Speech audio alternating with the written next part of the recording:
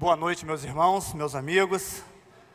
Bom estarmos na casa do Senhor, numa sexta-feira, numa bela sexta-feira que o Senhor preparou.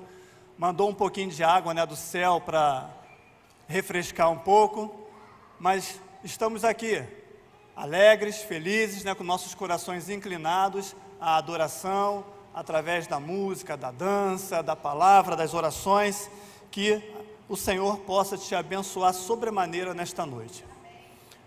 Eu me chamo Rogério, sou conhecido como Rogério Garcia, sou casado com a Adriana, temos 2 filhos, o Rodrigo e a Alana. A Alana alguns já conhecem, o Rodrigo não, porque o Rodrigo não está no Rio de Janeiro, está em Minas, está passando lá por uma fase de formação, mas dentro em breve os irmãos poderão assim conhecê-lo também. Estamos aqui há pouco tempo como membros.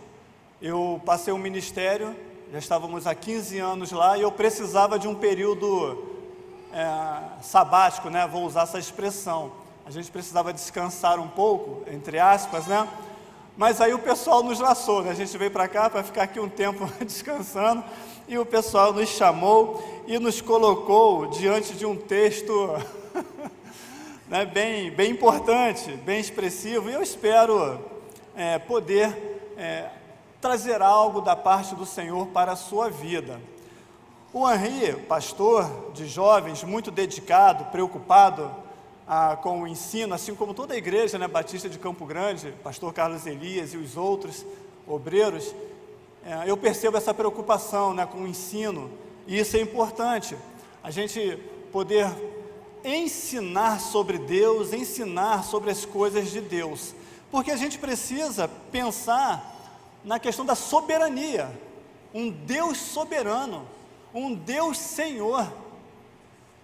Só que temos um pouco de dificuldade, por sermos talvez brasileiros, a gente vive numa república, não numa monarquia, a gente não compreenda muito claramente o que é ser um soberano. Soberano, basicamente, é aquele que tem suprema autoridade. Suprema autoridade. Quando a gente pensa nessa questão de suprema autoridade, a gente cria aquelas imagens, de um rei, de um imperador. A gente até vê alguns filmes, que mostram isso. A gente hoje, com acesso à internet, a gente pesquisa e consegue encontrar algumas questões inclinadas à questão da monarquia, da soberania de alguém. Homens que podem falhar, soberanos que podem errar, soberanos que podem tomar decisões precipitadas, equivocadas, soberanos que podem falar algo hoje e amanhã mudar, não é assim? Eu aprendi de soberania lá atrás, na minha infância, e só depois que eu fui conhecer Deus, que eu fui aplicar esse conhecimento. No meu tempo de juventude, na escola, tinha aqueles passeios que ia conhecer os pontos turísticos do Rio de Janeiro. Pessoal aqui é muito jovem, não é da minha idade não, mas provavelmente viveram esses passeios que as escolas fazem. Saem de manhã, aí roda os pontos turísticos do Rio de Janeiro, aquela coisa toda, chegando só à tarde. O Rogério volta para casa, cheio de sono, para dormir. A mamãe fala o quê? Quando você chega suado em casa? Vai tomar o seu banho. Eu quis tomar banho? Não quis tomar banho. Ela vai tomar banho, Rogério, vai tomar banho, Rogério. Carioca, esperto, malandro, o que eu fiz? Entrei no banheiro, abri o chuveiro e fiquei escondidinho lá. Maior migué, Mas mãe tem um radar, tem um senso, eu sei lá o que mãe tem. As mães aí me explicam depois que elas parecem que adivinham, percebem. Ela foi e abriu a porta. Quando ela abre a porta, pega o neném lá, todo encolhidinho, se abrigando ali, próximo ao vaso sanitário, fugindo da água. Conhecia a soberania de mãe. Mãe fala assim: sai daí e toma banho agora. Só tem duas opções para você: ou você toma banho, ou você toma banho. Autoridade suprema: tomei o meu banho, e feliz da vida, e fui para a cama descansar. Olha assim, olha só como a gente pode aprender com as nossas mães sobre a ideia de soberania. Aquele que manda e o outro simplesmente obedece. É o que nós deveríamos fazer com o nosso Deus. Ele é a autoridade suprema, Ele é soberano, e esse Senhor soberano não falha. Esse soberano não falhou e jamais vai falhar. Deus é soberano, é Senhor de nossas vidas. Acreditem nisso. O plano de Deus continua ativo. O plano de Deus continua de vento em polpa. Pensem os homens, se levantem qualquer homem, qualquer força, qualquer entidade, que o plano de Deus vai permanecer. O texto de Paulo aos Romanos diz assim, acompanhe atentamente, por gentileza, Romanos 9, de 6 ao 13. Não que a palavra de Deus haja faltado ou falhado em algumas versões, porque nem todos os que são de Israel são israelitas, ou são de Israel, nem por serem descendência de Abraão são todos filhos, mas em Isaque será chamada a tua descendência. Isto é, não são os filhos da carne que são filhos de Deus, mas os filhos da promessa são contados como descendência, porque a palavra da promessa é esta: por este tempo virei, e Sara terá um filho, e não somente esta, mas também Rebeca, quando concebeu de Isaque, nosso pai, porque não tendo eles ainda nascido, nem tendo feito mal ou bem, para que o propósito de Deus, segundo a eleição, ficasse firme, não por causa das obras, mas por aquele que chama. Verso 12, foi-lhe dito a ela: o maior servirá ao menor, como está escrito, amei a Jacó e odiei a Esaú. Algumas versões, né, usam uma outra frase, né, outra palavra, renunciei, tem alguma coisa nessa direção. Meus amigos, esse Deus que nós estamos falando, que Ele é soberano, a mente humana não consegue compreender. Quando você cria na sua mente uma imagem de Deus, o poder de Deus, quando você tenta encontrar esse momento, né, essa condição, e você acha que encontrou, esse Deus não serve mais. Esse Deus já era. Você vai ter que pensar tudo de novo. E quando você chegar nesse estágio novamente, esse Deus não serve mais, porque a nossa mente não consegue compreender o que Deus planejou, o que Deus é. É impressionante quando a gente olha para o texto bíblico, para a Sagrada Escritura.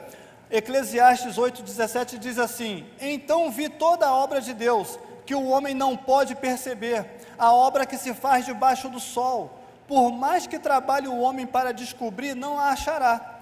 E ainda que diga o sábio que a conhece, nem por isso a poderá compreender. Colossenses 1 Coríntios 2, 14, ora, o homem natural não compreende as coisas do Espírito de Deus, porque lhe parecem loucura, e não pode entendê-las, porque elas se discernem espiritualmente. Nós não compreendemos, mas esse soberano um dia decidiu criar. O Senhor decidiu, a partir de um dado momento, criar todas as coisas. Criou um jardim. Olha, já avancei na criação, ok? Criou um jardim, criou o homem, botou o homem lá dentro, para viver todo aquele momento. Adão significa a humanidade, então Deus criou a humanidade, e esse Adão caiu, pecou. Logo, todos agora, através do pecado original, somos pecadores. Toda a humanidade foi deformada pelo pecado. Nós nascemos deformados. Nós nascemos inimigos de Deus. Nós nascemos mortos. Que coisa terrível, né? Nós nascemos mortos, mas sim, olha que coisa impressionante, o plano de Deus não para. E Deus cria o segundo Adão, envia o segundo Adão, para que agora toda a humanidade pudesse voltar a Deus. Cristo é a ponte, Cristo é o acesso, Cristo é o elo, Cristo é aquele que resgata, Cristo é aquele que vai fazer a religação do homem a Deus, aquele que vai trazer a vida. Olha o plano de Deus, o plano soberano de Deus em curso, e em nenhum momento esse soberano falhou, esse soberano errou, e o plano dele continua. Noé, eleito de Deus, num tempo de muita maldade sobre a terra, as coisas estavam meio bagunçadas, não é assim? Não muito diferente do que vemos hoje. O Senhor o levanta, o separa para uma grande obra. Mas por que será que o Senhor enxergou Noé? Porque Noé era bonzinho? Porque Noé andava certinho? Porque Noé não falou, não, Deus, pode deixar que eu vou construir essa arca maneira, esse barco legal? Não pelas obras, mas sim porque ele encontrou em Noé sinais de uma busca de relação íntima, de relação verdadeira com esse ser soberano que não falha. É interessante que após o dilúvio, tudo vai acontecendo, estou resumindo aqui a história, né, para a gente tentar explicar essa bela carta de Paulo aos Romanos. A gente está tentando construir aqui toda uma linha para que a gente possa facilitar a nossa compreensão quando chegarmos propriamente no texto de Romanos. E após o dilúvio, as muitas nações se desenvolveram na terra. Agora, conhecidas, né, lá no Oriente Médio, aquela coisa toda, todos os eventos vão sinalizando, vão apontando para a continuação do plano de Deus.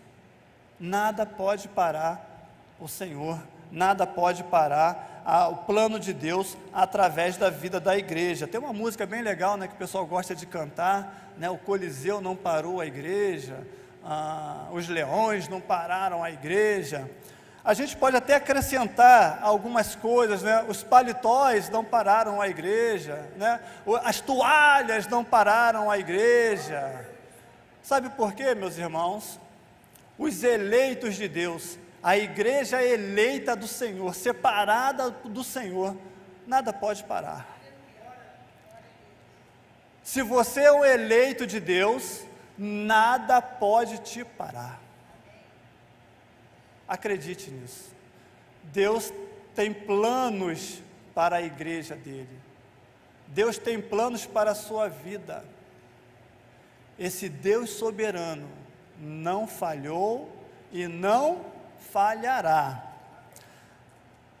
Deus escolheu uma nação, Deus separou uma nação, Deus sempre quis isso, um povo para ele, um povo dele. Mas o povo insiste, faz de tudo para copiar outros costumes, outros modelos, se distanciando desse Deus.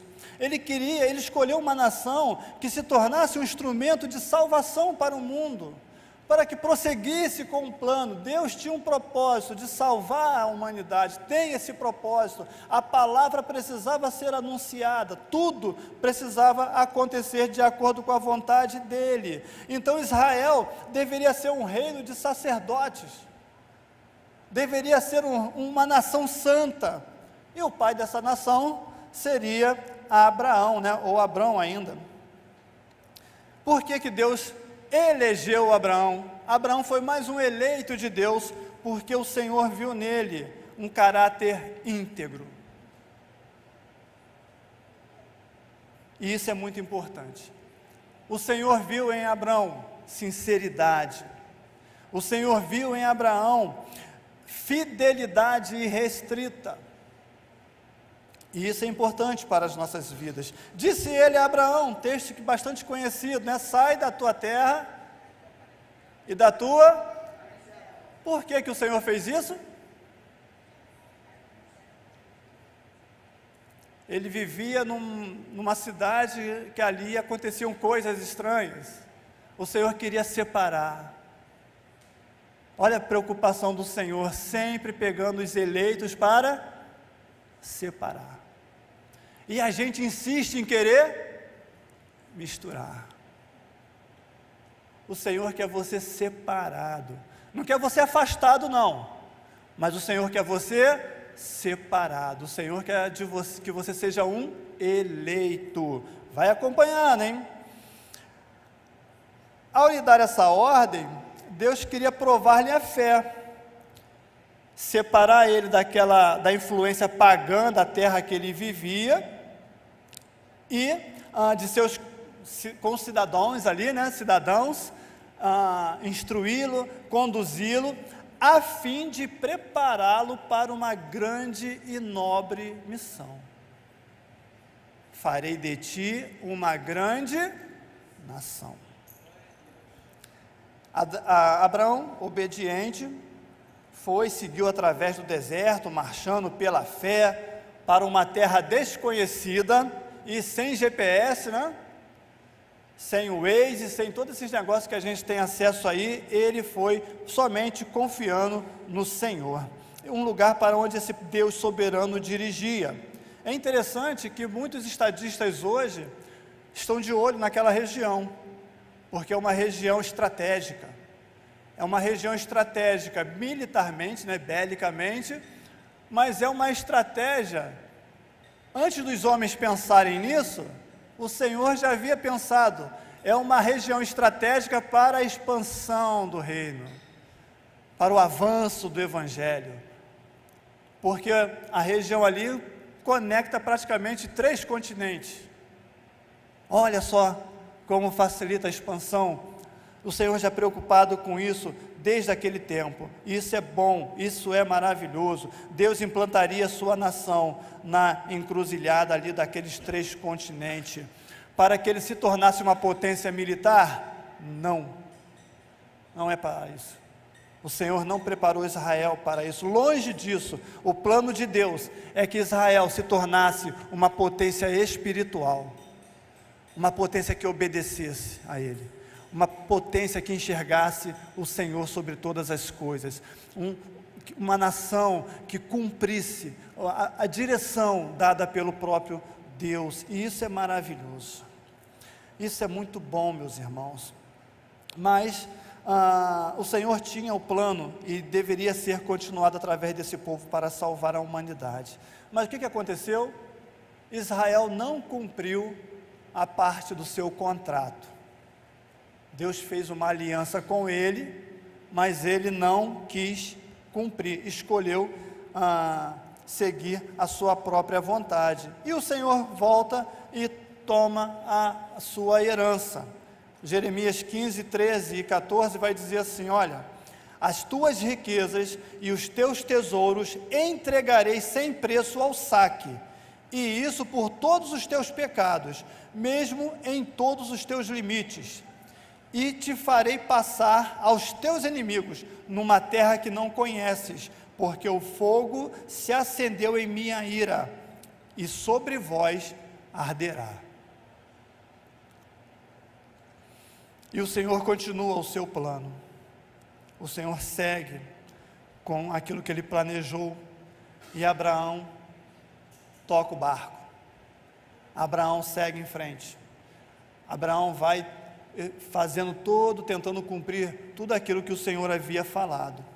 E quando chega lá no Êxodo 19, versos 5 e 6, ele fala assim: olha, agora, pois, se diligentemente ouvirdes a minha voz e guardardes a minha aliança, então sereis a minha propriedade peculiar dentre todos os povos.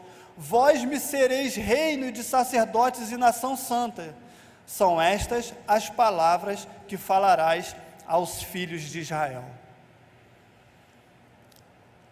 Paulo, apóstolo, tenta explicar tudo isso que eu resumi aqui brevemente aos romanos. Por quê? Porque na igreja de Roma estava acontecendo algumas coisas estranhas.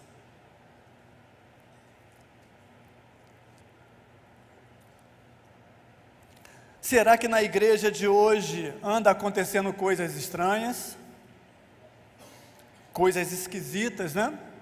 Tem muita coisa esquisita aí, meus irmãos. Tem coisas aí que não é de Deus, não. Tem muitas práticas que não pertencem à igreja, que não pertencem aos eleitos de Deus. E muitas vezes nós vibramos com isso, né? Praticamos, trazemos para as nossas casas e não deveríamos. No capítulo 9, chegamos ao capítulo 9 de Romanos. Nesse capítulo, a gente vai encontrar que nem todos de Israel são israelitas.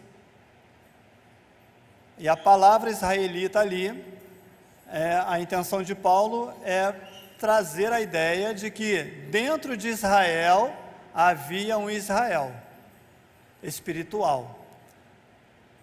O israelita é aquele que acreditava em Deus. Israel, os descendentes de Abraão.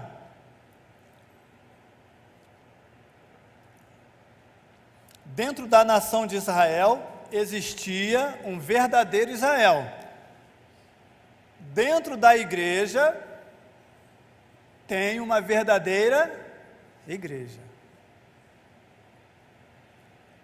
Alguém já disse que há muitos membros, mas poucos discípulos.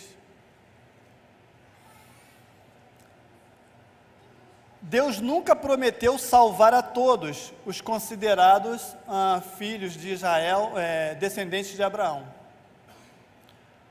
mas sim os eleitos dentro do povo de Israel. Isso Deus não deixou de fazer. Deus não falhou. E Paulo deixa isso bem claro no primeiro versículo que nós lemos. Não que a palavra de Deus haja falhado.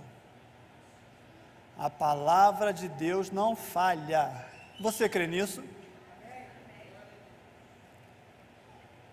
Nós falamos que somos servos de Deus. Nós declaramos que esse Deus é soberano. Mas muitas vezes esquecemos de obedecer ao Deus soberano. Mas a promessa de Deus continua. Quando a gente olha para essa carta, meus irmãos, é uma carta muito bem trabalhada, muito bem escrita, muito bem, o apóstolo Paulo debruçou mesmo para escrever, para redigir essa carta, porque havia uma preocupação com o que estava acontecendo na igreja de Roma. Essa carta, muitos consideram que a carta aos Romanos é um verdadeiro tratado teológico. Ali há uma aliança mesmo, tem que ter essa aliança. E Paulo deixa isso bem claro. Se a gente realmente, como está sendo feito aqui, estudar essa carta, você vai encontrar valores preciosos ali, ensinamentos maravilhosos para a nossa vida ainda hoje. E a maioria dos estudiosos vão dizer que o evangelho não chegou em Roma via apostólica, mas sim, desde Atos 2, naquele momento ali, que muitos viveram uma experiência de conversão, vou usar essa expressão, e se espalharam, alguns foram para Roma. Talvez no bolo tinham até romanos, deveriam ter até romanos ali no meio, mas muitos judeus foram para lá. Então não chegou através de nenhum apóstolo, ninguém foi para lá pregar que tivesse sido eleito apóstolo, coisa dessa natureza. O evangelho chegou pela pregação de pessoas comuns, vou usar essa expressão também. É uma carta, meus irmãos, que Paulo faz questão de usar um grego muito polido, um grego muito fino, muito bem elaborado, para que houvesse bom entendimento, para que a igreja, os ouvintes, tivesse bom entendimento e se tratassem. Parece que a carta, eu vou usar essa expressão, parece que foi uma carta profilática, né? Uma carta para fazer uma limpeza, com o objetivo de evitar uma doença terrível. Eu acho que a preocupação de Paulo era essa: olha, não vive assim, não pensa assim, não sinta isso, porque vai trazer muito mal, vai te fazer muito mal. É uma carta que tivesse um efeito, já que eu usei a palavra, né, profilática, antisséptica. A carta, ela é bem elaborada, bem estruturada, como eu já falei. Até o capítulo 11 é um panorama de doutrina teológica. Do 12 em diante é a prática da vida cristã. A gente vai encontrar ministérios, dons, aquela coisa toda, o exercício da nova vida, o exercício dos eleitos de Deus, e isso é fantástico, isso é maravilhoso. E ele encerra lá no capítulo 16. Nos capítulos 9, 10 e 11, Paulo fala aos judeus que estavam na igreja de Roma. No capítulo 9, a eleição instrumental, a eleição biológica, né, consanguínea. O 10, mais para frente o pessoal vai falar aí da rejeição, mais propriamente, mais forte, e depois do capítulo 11 vem a restauração. Olha a preocupação de Paulo, né, em pouco tempo ali. Dizem que Paulo escreveu essa carta, ele estava em Corinto, e ele passaria por Roma em direção à Espanha, seguindo a sua trajetória, a sua viagem missionária, e ele precisava de apoio da igreja, né, para continuar a expansão do evangelho, a pregação do evangelho. Bem, do versículo 6 em diante, Paulo deixa, através desse registro fino e elegante, buscando tratar do problema, ele vai explicar que, embora haja descendentes físicos consanguíneos de Abraão, filhos, netos, bisnetos, embora tivessem rejeitado Jesus Cristo, os descendentes espirituais de Abraão, que receberam, que creram nele, Paulo vai deixar isso bem claro, que há uma distinção entre o biológico e aquele que é eleito.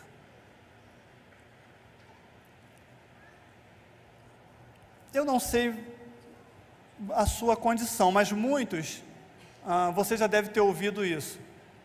O meu avô é pastor, o meu pai é pastor, então está tudo certo, eu também já sou salvo. É assim? Não, meu pai e minha mãe oram, vão à igreja todo dia, eu só vou de vez em quando lá. Ou talvez eu nasci na igreja, eu sou de uma linhagem pastoral, missionária, eu nasci na igreja, me batizei, entrego o meu dízimo, né? Participo do coral. Acredite, é isso que Paulo está dizendo aqui. Isso não é garantia de nada.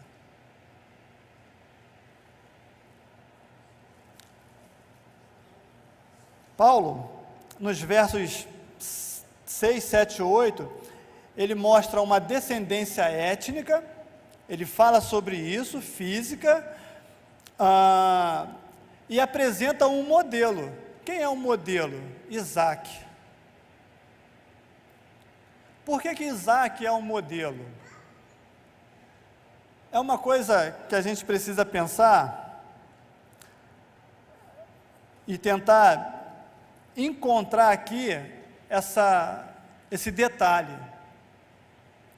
Paulo cita Isaac. Isaac, o que aconteceu? Vocês lembram da história ali de Isaac? O que aconteceu? Isaac era filho da promessa, não é assim? Deus fez promessa para quem? Lembram da introdução? Que faria dele uma grande nação? Mas qual era a situação de Abraão naquele período? Abraão já estava com seus, Quando Isaac nasce, seus 100 anos, 99 anos. Vamos deixar ele mais jovem, 99 anos. E Sara? Novinha, cheia de vigor, Noventão. Mas Deus prometeu a Abraão que dele faria uma grande nação. Como que eu vou fazer esse negócio, se eu não tenho filhos? Eu e Sara, a gente já, Lembra? Quando ele fala assim, olha, a palavra de Deus não falha. O soberano não falha, Deus não falha. E Paulo continua tentando explicar essas coisas para aquela igreja. Romanos 2, 28 e 29, porque diz assim, olha, porque não é judeu o que o é exteriormente, nem é circuncisão a que o é exteriormente na carne, mas é judeu o que é no interior, e circuncisão a que é do coração, no espírito, não na letra, cujo louvor não provém dos homens, mas de Deus. Filipenses 3:3, porque a circuncisão somos nós que servimos a Deus em espírito e nos gloriamos em Jesus Cristo e não confiamos na carne. Isaac era a promessa de Deus para a linhagem, para a descendência de Abraão. Mas o que aconteceu naquele tempo lá? Sara, quando sabe disso, ela vai e tenta dar um jeito, e a gente não pode acusar Sara, porque era um costume da época, gente. As senhoras, o pessoal poderia fazer isso, poderia usar uma escrava para gerar um filho para a família. E Sara tenta resolver. Aí nasce quem? Ismael. Ismael é descendência de Abraão? É. Mas Ismael não é o quê? Eleito. Não é a promessa de Deus. Não é filho da promessa. Olha aí. Olha que negócio esquisito. Aquele povo, ele vai, mesmo circuncidado, Ismael não era da promessa.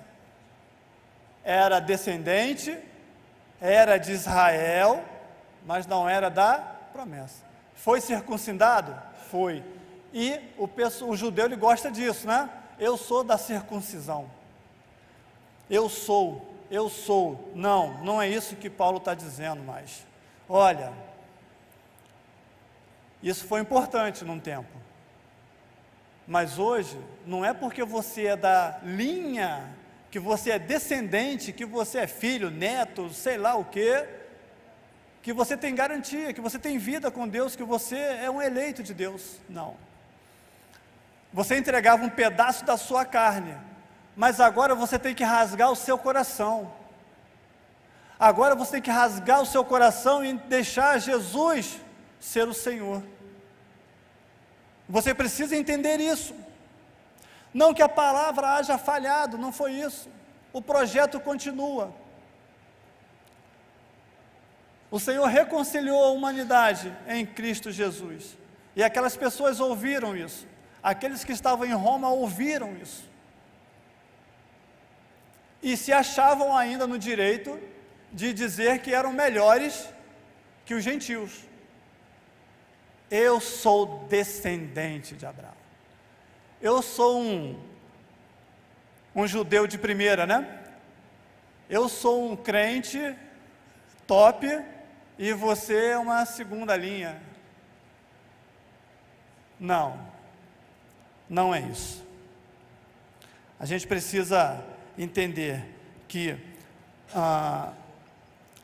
o plano de Deus, ele continua através da vida da igreja, através dos eleitos do Senhor. Jó vai dizer assim: bem sei que tudo podes e que nenhum dos teus propósitos pode ser impedido. Grande parte da nação de Israel foi incrédula. Muita gente rebelde. Até porque havia uma complicação, né? É um Deus único e agora tem é um Deus Pai, agora tem um Deus Filho, naquela confusão toda. Mas Paulo já estava falando em um outro momento. Isso, meus irmãos, nos remete aos dias de hoje, nos traz aos dias de hoje. Será que a gente encontra ainda problemas na igreja? Escândalos na igreja? Como é que tem sido a sua vida diante de um Deus soberano? Diante de um Deus que planejou, diante de um Deus que tem cuidado, que tem amado, diante de um Deus que tem apresentado tantas coisas diante de nós, diante da tua igreja, e muitas vezes a nossa resposta é através de um comportamento rebelde. O verso 7, ele diz assim: olha, muitos se apresentam como crentes, mas não são. Nem por serem descendência de Abraão, são filhos de Deus. Romanos 8, 29 vai dizer assim: olha, porque os que dantes conheceu, também os predestinou para serem conformes à imagem de seu Filho, a fim de que ele seja o primogênito entre muitos. Os que dantes conheceu de antemão. Ah, então eu sou descendência, o Senhor me conheceu lá atrás, está tudo certo. Não, não é isso. E também não é porque ele prevê o futuro, mas sim uma questão de relacionamento íntimo com Deus, sabe? O eleito de Deus, ele tem relacionamento íntimo com o Senhor, ele ama esse Deus, ele ama esse Senhor, ele tem Deus como soberano de sua vida. Ele vai buscar as respostas em oração diante desse Deus. Ele já não toma mais decisões pela sua própria cabeça. Ele rasgou o seu coração. Esse relacionamento íntimo é o que Deus busca conosco desde a criação, desde o Éden, desde Adão.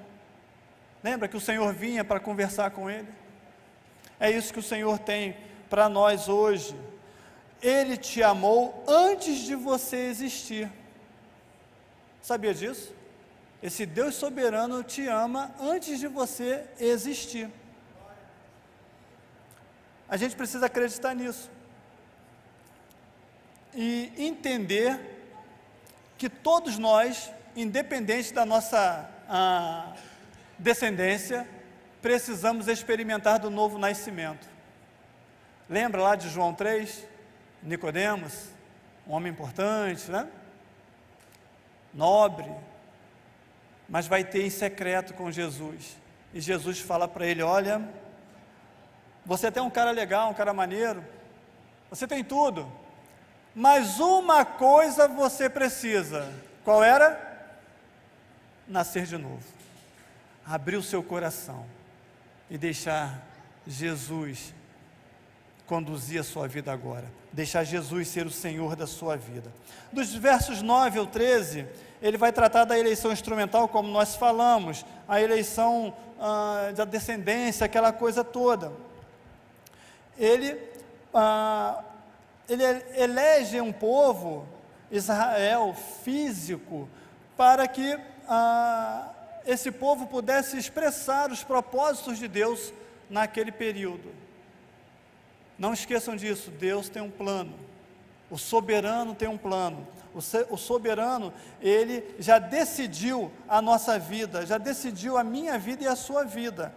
Eu classifico aqui esse momento em 3 pontos, né? Vou usar assim. O primeiro é a ideia de uma fé monoteísta, a fé num único Deus.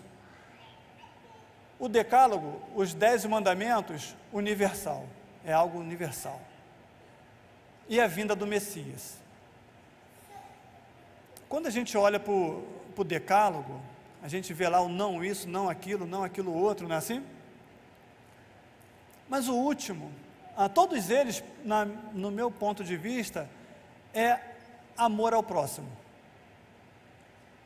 Todos eles vão convergir para o amor ao próximo. E quando você olha o último, né, o 10º, é o que? Alguém lembra? Não cobiçarás. Lembram disso? Não cobiçarás. Aí continua lá. O não cobiçar, né, de modo simples, é o que? Você nem pensar aquilo que você queria fazer, ou desejava fazer. Se o de cima fala, não roube, o último lá fala o que para você? Nem pense isso. Não é assim? Não adultere, nem pense nisso. Ok? Cuidado com o próximo, relacionamento, amor ao próximo. O pastor Carlos Elias, outro dia, trouxe uma bela mensagem aqui e falou que a régua da nossa vida tem que ser o próximo. Não é assim?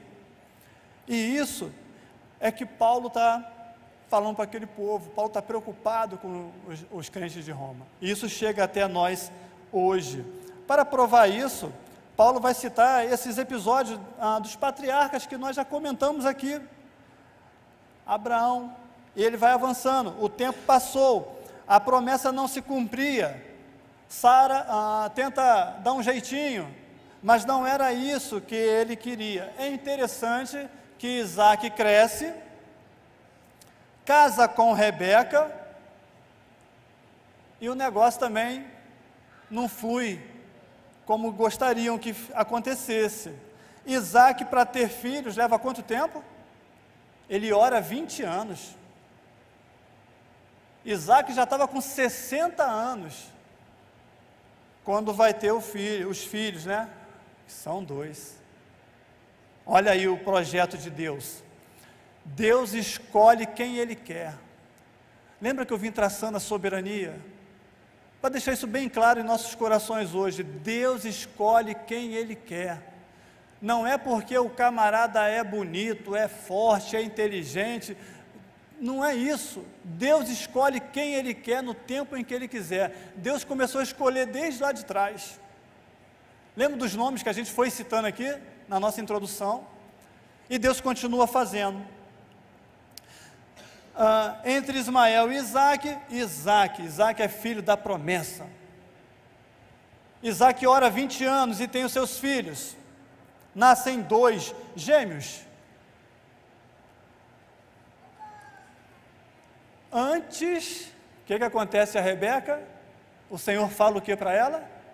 Olha, Rebeca, você vai ter 2. Só que tem um detalhe: o mais velho servirá ao mais novo. Não é assim? Amei a Jacó e rejeitei a Esaú. Olha aí. Os bebês nem haviam nascido. E o Senhor já disse assim: olha, eu não quero esse, eu quero aquele. A palavra de Deus falhou? Deus é mau? Não. Ele escolhe quem Ele quer, no tempo em que Ele quer. Então acredite nisso. Deus tem um plano na sua vida. Deus tem um projeto para a sua vida. E às vezes você pode pensar assim: mas eu sou assim, eu sou assado, né? Eu tenho essa questão. Não. Deus usa quem Ele quer, no tempo em que Ele quiser. Às vezes o tempo pode demorar até um pouco, mas acredite nisso. Não tome nenhuma decisão precipitada. Não tente dar mãozinha para Deus. Deixa Ele agir, deixa Ele cuidar. Paulo vai usar esses 2 episódios em que Deus escolhe quem dos descendentes dos patriarcas deveria ser o herdeiro da promessa, e mostra isso para os crentes de Roma, para provar que é Deus quem escolhe, chama e diz quem são os seus. Por isso, não podemos dizer de forma alguma que Deus falhou, que Deus errou, que Deus é isso, que Deus é aquilo. Deus é Deus. Deus continua sendo Deus. Deus continua sendo soberano na história. Acredite nisso. Confirmando as promessas de Deus, Isaac ora 20 anos, nasce lá os meninos. Isaac já com seus 60 anos ali mais ou menos. Israel foi uma grande nação, descendente. Ismael foi uma nação também? Foi uma grande nação. Pode pesquisar depois lá e ver as linhas dele, que chega ali nos herodianos. E às vezes a gente tentar fazer algo diferente daquilo que Deus prometeu ou que Deus traçou, a gente pode arrumar algumas dificuldades, né? Olha o que acontece até hoje em relação a essas 2 linhagens aí, essas 2 descendências. São coisas estranhas, né? Mas não podemos declarar de modo algum que há injustiça da parte de Deus. Quem sou eu para questionar Deus? Quem somos nós para questionar esse Deus? Que eu quero deixar para cada um de nós nesta noite. Deus escolhe, Deus elege. Deus, essa confusão que tem aí, eu quero que você creia que o eleito de Deus é aquele que abre o seu coração e o recebe como soberano em sua vida.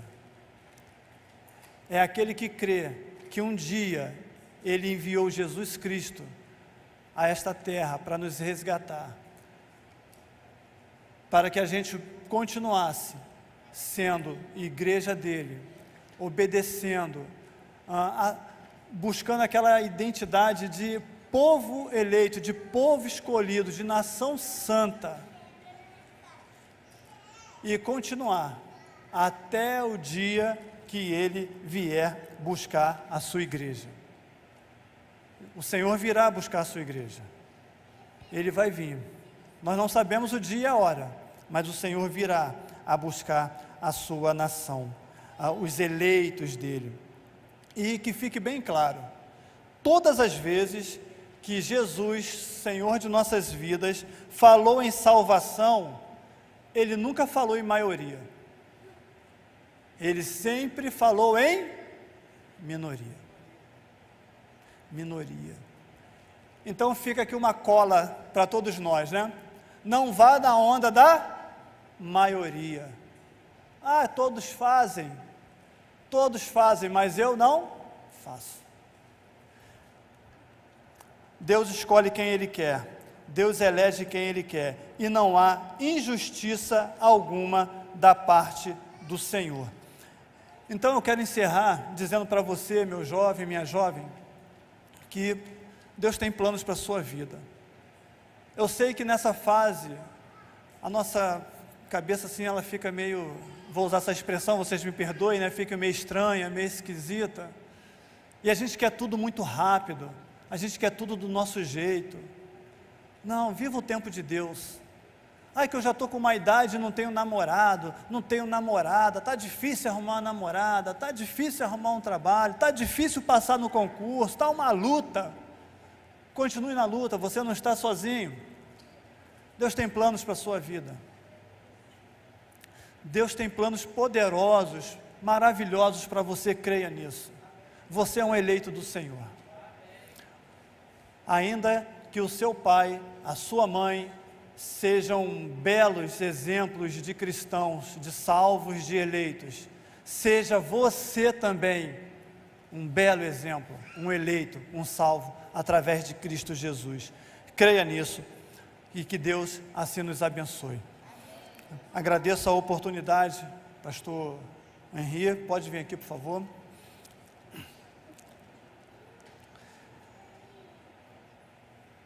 E eu gostaria de orar, Henri. Posso orar, meu irmão? Pode. Queria orar por você, jovem. Queria orar por você, pai, mãe. Vejo aqui, né, pais de bebês, isso é maravilhoso. Orem pelos seus filhos, pais. Orem por eles para que eles sejam eleitos. Eu não sei se você já fez isso, né? Mas às vezes, na madrugada, você acorda assim do nada, vai lá e ora pelo seu filho. Os casados, né? Acordou assim, vai lá e ora pela esposa, ora pelo seu marido. Você que é filho, né? Ora lá pelo seu pai, pela sua mãe. Sabe, Deus tem projetos e planos poderosos para cada um de nós. Não pense que você é limitado, não. O mais limitado aqui talvez seja eu. O mais improvável, hoje está falando para você. Mas eu não quero que seja a minha palavra que habite em seu coração, na sua mente. Eu quero que seja o entendimento da palavra do Senhor. Que fique bem claro que para você ser um eleito, você precisa andar com Jesus.